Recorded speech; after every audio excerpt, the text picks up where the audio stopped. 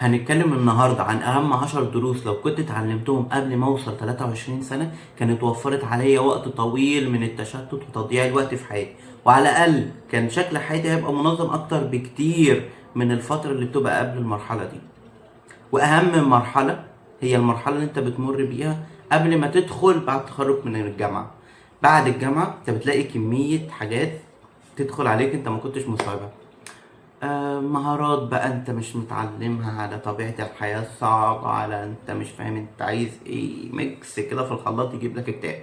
فعشان كده المهارات دي بتوفر عليك فترات كبيرة من الضغط دوت، بتحاول على الأقل لو الضغط دوت حتى لو جيت بتبدأ ان هي تهندلها، مش ان هي تلغيها تماما لان دي طبيعة الحياة، ولكن بتعلمك ازاي تتعامل معاها بشكل أكثر مرونة وأكثر احترافية. واهم نقطة ونبدأ بيها اول مهارة، وهي المهارة هي الاصل. انت بتبقى في حياتك مش طبيعي من اول ما تصحى من النوم. مهارة ان انت لو متضايق، بجد بجد الناس ما بتتكلمش في كده بس دي حقيقية، مهارة ان انت لو متضايق تقوم تعمل اي حاجة تبسطك. مهارة ان انت في ستريس عليك تبدأ ان انت تطمن نفسك. وندخل بقى في المهارات، نوصل لغاية مهارة ان انت عندك سكيلز بتدخلك فلوس، والفلوس دي بقت معاك نوعا ما، معاك مصدر دخل. المهارة اللي انت عايزها هي اللي هتوصلك للمكان اللي انت عايزه. اي مكان انت عايزه ليه مهارة معينة. علشان توصل للمكان دور ايه المهارات اللي انت محتاجها ومحتاج تضيفها لشخصيتك لسه ما بقتش موجودة، محتاجين نشتغل عليها. تمام. المهارات دي كتيرة جدا، مهارة انت تدخل منها فلوس، مهارة ان انت تتعامل مع نفسك، ومهارة ان انت تتعامل مع الاخرين. وندخل بقى مع السوفت سكيلز والهارد سكيلز وندخل في الدنيا دي. بس من الاخر المهارة هي حاجة انت بتعملها انت مميز فيها، لدرجة ان ممكن توصل ان هي بتسهل حياتك او بتجيب لك مصدر دخل. اختيارها معتمد عليك انت، لان انت اللي محتاج تدور عن المهارة دي. لان في ناس كتير بتفضل تتكلم عن المهارات وقد ايه المهارة هي اساس كل حاجة. اه، بس مش تناسبك انت. ممكن مهارة مع شخص معين انت معجب بيه او بتحب انك تشوفه ونفسك تبقى في يوم زيه، ممكن المهارة اللي هو وصل لها دي او المكان ده ما يناسبكش. عشان كده ودي اهم نقطة محتاج تتعلمها في اي مهارة، انت بتدور على المهارات اللي تناسبك، مش المهارات اللي كله ماشي فيها وانت محتاج. كل اللي ماشي فيها ممكن الناس توصل اسرع، فتحس انت متضايق، فتحس ان انت متأخر، وتدخل في مشاكل تانية بسبب اول نقطة انت مش حلتها اصلا. هي ايه؟ ان انت ما اخترتش المهارة اللي تناسبك. ودي اول نقطة. تاني نقطة، لازم تشتغل في الاجازة. في فترات الاجازات ما بين الجامعة او ما بين الدراسة عموما، في الاجازة انت بقى عندك وقت، اوقات بنقضيه في ان احنا نستريح شوية من فترة الضغط، او ودي افضل حل واكتر حاجة كان نفسي اجربها من اول ما ادخل جامعة، ان انا اشتغل على طول في الاجازة. جت متأخرة شوية بس نشكر ربنا اللي انا اكتشفت الموضوع دوت. كمية مهارات بتيجي لوحدها. مش احنا قلنا من المهارة الاولى انت محتاج يكون عندك مهارة؟ طيب ايه المهارة اللي انا محتاجها؟ خد بقى. اول ما تنزل الشغل بطريقة او باخرى، انا معرفش ازاي، بس بتلاقي نفسك مضطر يبقى عندك مهارة للتعامل مع ان انت تضبط مواعيدك. لان بدون اي مواعيد والتزام انت عمرك ما هتعرف تعمل اي حاجة، ولا تبقى مميز في اي حاجة، ولا الناس تقرب منك في اي حاجة. انت مش ملتزم، ودي اصعب حاجة بالمناسبة. بعد كده تيجي المهارات ان انت تعرف تتعامل مع الناس، ودي من اهم المهارات اللي لو عرفت تعملها في حياتك تبقى جامد. بس بنقطة تكون بتعرف تعملها مع بره وبتعملها مع نفسك، لان في تركاية كده، الناس بتعرف تتعامل مع الآخرين ما تعرفش تتعامل مع نفسها، أو تكون مبسوطة مع نفسها زي ما مبسوطة مع الناس. ده حوار كبير أكبر مننا كلنا، بس محتاج يبقى عندك التلاقي أو نوعا ما موضوع فيه بالانس شوية. انت مرتاح مع نفسك، بس لو احتجت ان انا اتعامل بره هتعامل، مش متضايق ان انا هتعامل مع الناس. دي نقطة. وخلي بالك، أي نقطة في حياتك أول ما تيجي مهارة نفسك توصلها حاسس إن في عائق، العائق دوت هي بداية الإنذار إن في مصيبة في حياتك، مصيبة ماضية بتسمع في الحاضر. طيب نتعامل مع الحاضر؟ اوعى. الحاضر ما هو النتيجة. اقعد كده مع نفسك شوية، هتلاقي حوارات الماضي دي حاول تفككها ونحاول نطلع بيها الحل، لأن حل مشاكل الماضي هي تقدمك في المستقبل. خلي بالك من النقطة دي، بننساها بننساها بننساها. تلات ارباع المشاكل دلوقتي مش بتاعت دلوقتي، بتاعت امبارح. عشان كده محتاج تفهم المشكله بتاعت امبارح دي سببها ايه عشان تحلها، هتلاقي المستقبل لوحده اتحل. خلي بالك، ودي مهمه. وبعد كده في الاجازه طبعا بتلاقي معاك فيه فلوس. الفلوس دي بتبدا ان انت نوعا ما، انا نفسي اجيب حاجه. بالمناسبه في حاجه استغربتها، انا كان نفسي قبل ما اشتغل يبقى عندي حاجات كتير. اول ما بقى فلوس لقيت مره واحده ترتيب الاولويات اختلف. ودي لاول مره في حياتي استوعب النقطه دي. يعني ايه كان نفسي في حاجه قبل ما يبقى معايا فلوس، بس بسبب ان انا بقى معايا فلوس قلت الحاجه دي لا، دي ميعادها مش دلوقتي. هو انا جبت منين قوه الشخصيه ان انا اقول الحاجه دي دلوقتي ودي لا؟ بسبب السكيلز اللي بقت موجوده، وانك جايب الحاجه بتاعتك وشقيان فيها. ودي من اهم المهارات بالمناسبه لما بتشتغل وبتجيب الفلوس بنفسك. ودي السبب الثالث من ان انت لازم تنزل في الاجازه تشتغل. فلوس مهمه على فكره، وتعتبر مش هتعرف تظبط المهارات الباقيه غير وانت نوعا ما مسنود ماديا بشكل او باخر، حتى لو المصدر ده قليل لان هنتعلم بعد كده ازاي نكبره. بس معنى ان مفيش اصلا مصدر ده، احنا هنا في مشكله. ماشي؟ او محتاجين ان احنا نتعامل مع الحته دي بان احنا نوجدها الاول. حتى لو الفلوس قليله، هنتعامل. تكبيرها مع الوقت دي مهارات تانية. بس معنى ان انت عرفت ان انت تطلع من المجال ده حاجه تخصك، انت عملت حاجه يفشل فيها 90% من الناس. يعني 90% من الناس ما بتحاولش اصلا. اهلا بيك. رقم 3، اتعلم يعني ايه استثمار. بص، احنا في الاجازه اشتغلنا وجبنا فلوس. حلو. الفلوس دي احنا محتاجين نكبرها، محتاجين نعرف يعني ايه اصلا ان انا بصرف قد ايه. محتاج اعرف ايه الحاجات اللي ممكن احط فيها فلوسي وتزود دخلي. تلات ارباع الناس بتعمل حاجه ان هي الفلوس اللي بتجيبها بتحطها في البنك، وكل سنه بتاخد فايده على الفلوس دي، بغض النظر عن حلال او حرام دلوقتي مش موضوعنا. بس كل الفكره هو نوعا ما ده استثمار.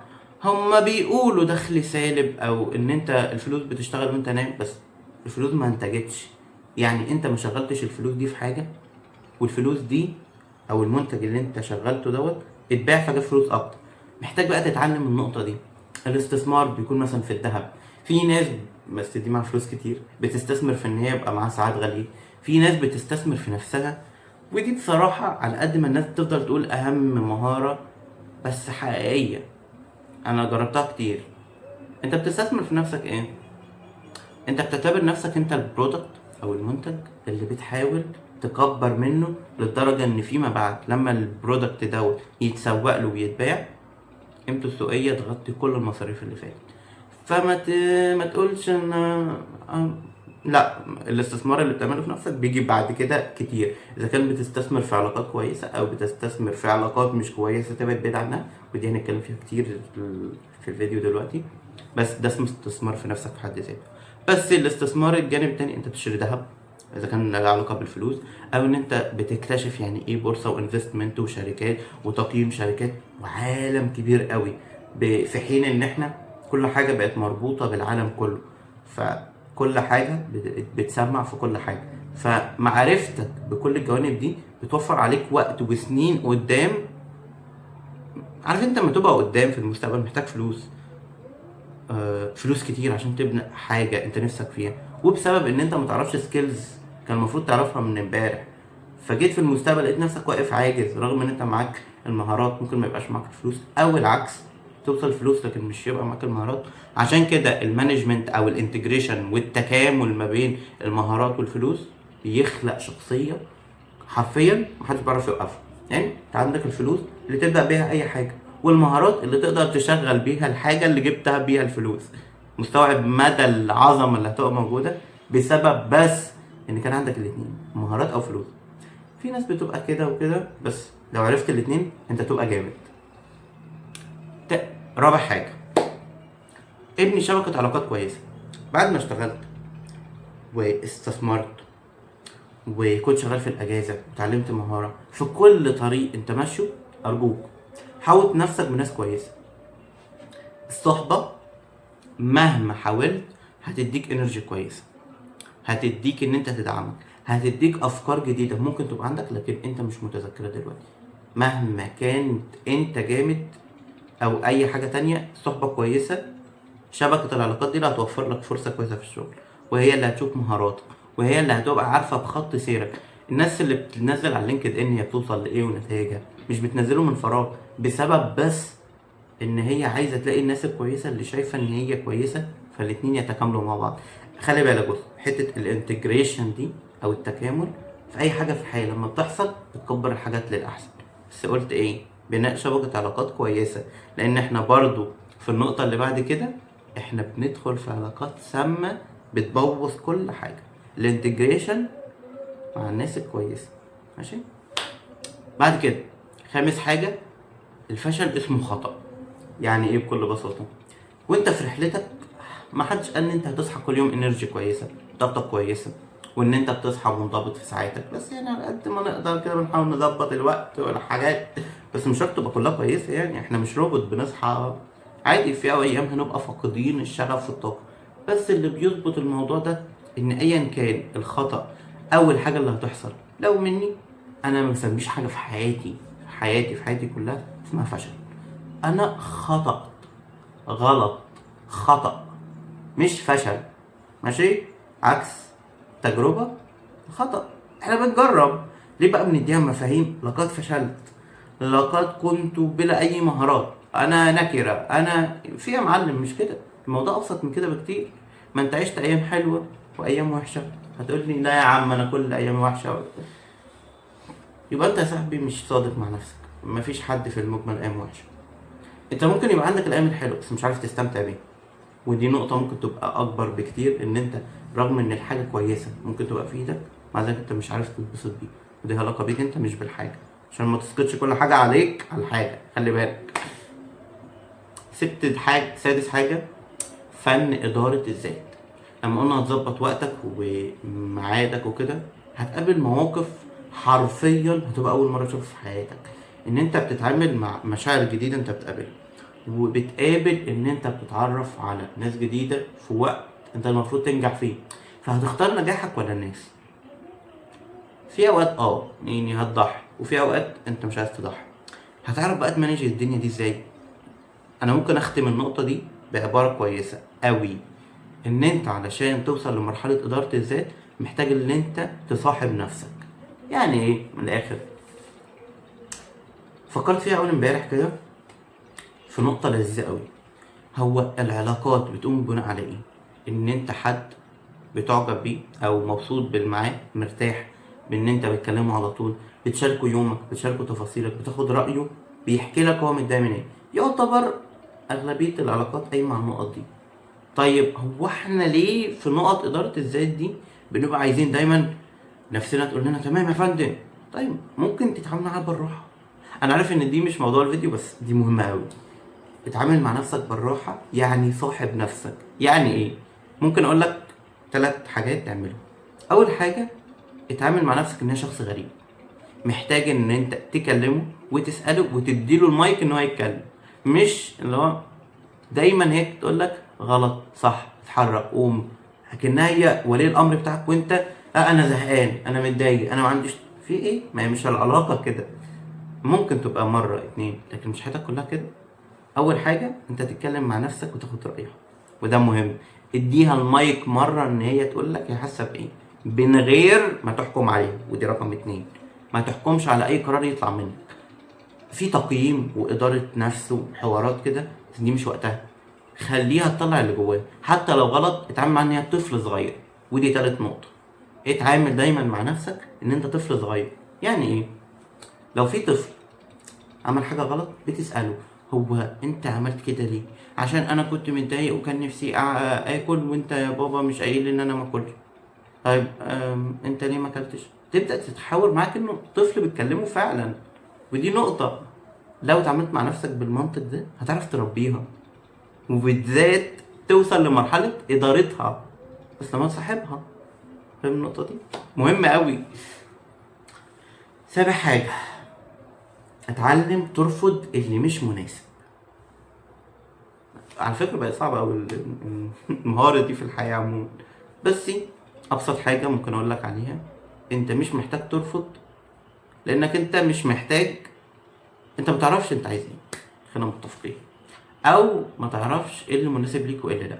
فمحتاج تعمل الخطوه دي عشان تعرف ترفض، تحط قائمه مبادئ ليك، ده صح يتعمل، ده غلط ما يتعملش، ده يناسبني في الوقت دوت وده يناسبني بس مش في الوقت ده، فهرفضه برضه لان الوقت مش مناسب.